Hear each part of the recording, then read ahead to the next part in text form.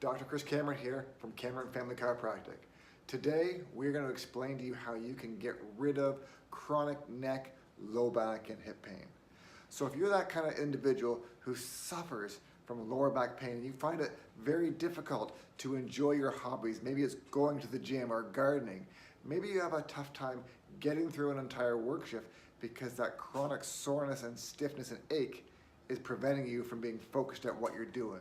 Or maybe even worst of all, you get home after work and you can't get comfortable and you're not content and not able to enjoy your time with your family. If these scenarios are familiar to you, then this video is for you, because today we're going to talk about 4 ways in which you can overcome lower back and neck pain and do that from your own home starting tomorrow. I'll be back in just 5 seconds to show you how.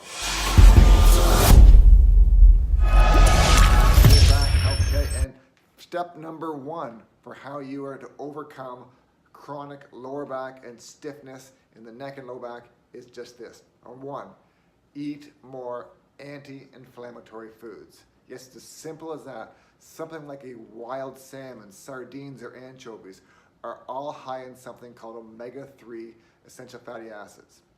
Now, the typical North American diet is very high in omega-6s versus an omega-3 fatty acid.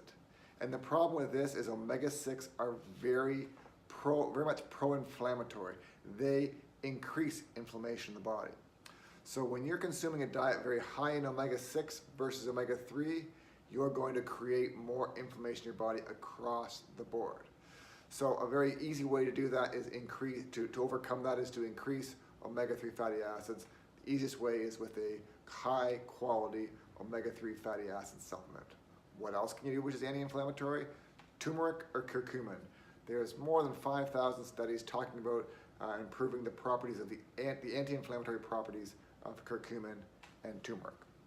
All right, so step number 2. So what we do for number 2 is very simple, but very hard. Probably the hardest of the 3 I'm going to talk about today, 4 I'm going to talk about. Cutting out 100% of all the sugar in your diet for at least 21 days. Why this is so important is because sugar is like the kindling of the inflammatory fire. It spurs on more and more inflammation, right? Sugar, number 1 cause of inflammation, number 1 cause of weight gain in North America. Added weight to your frame has more wear and tear on all the joints in your body. So how do we do this? Because sugar has been shown to be more addictive than even cocaine. So whenever you give up an addictive substance, you're going to have withdrawals. You're going to experience some things that you're not used to.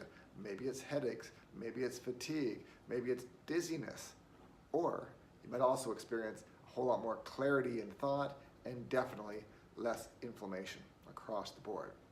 So what does this look like? This is not a low carb scenario, it's a no sugar scenario. So you can eat all the vegetables that you want, just no grain, no pasta, no rice, no white potatoes, no pastries, no donut, no overt sugar, no sugar added to your coffee, no juices. Get rid of all the sugar. The easiest way to get rid of the sugar is plain old cold turkey. All right, so now moving on to step number 3, which is far easier than getting rid of sugar, and that is very simple. Support and stabilize your spine while you sleep. Here in the office, we will use rolls underneath the neck and on the lower back while you sleep at night on your back. If you don't have access to those rolls, it's very simple. Just get an old towel, roll it up into about a 2-inch diameter, and throw that under your neck, under your lower back while you're sleeping. Very simple, very easy, and very effective. All right. 4th, but not least, is look into getting your spine checked. All right. When we have these arthritis and aches and decay, it's not because we're simply getting older. It's because our body is wearing out because it's not aligned. Just like the alignment in your truck or your car. When the alignment in the vehicle goes out, the tires go bald. So you may have had an injury maybe 5 years ago, maybe 10 years ago, maybe 20 years ago. And ever since that period of time, those joints, instead of gliding, they've been rubbing and grinding. And it's leading to this point where your joints are decaying and showing arthritis. So if you like the information today, I'm going to ask you to do one very simple thing. Share that to your timeline. And the reason why I say share it to your timeline, because I'm sure you have many friends or family who are dealing with aches and pains. And if you share it to your timeline, this will help them. So I encourage you to follow through on some of these activities, share this to your timeline, and I look forward to talking to you in our next video. Have a blessed day.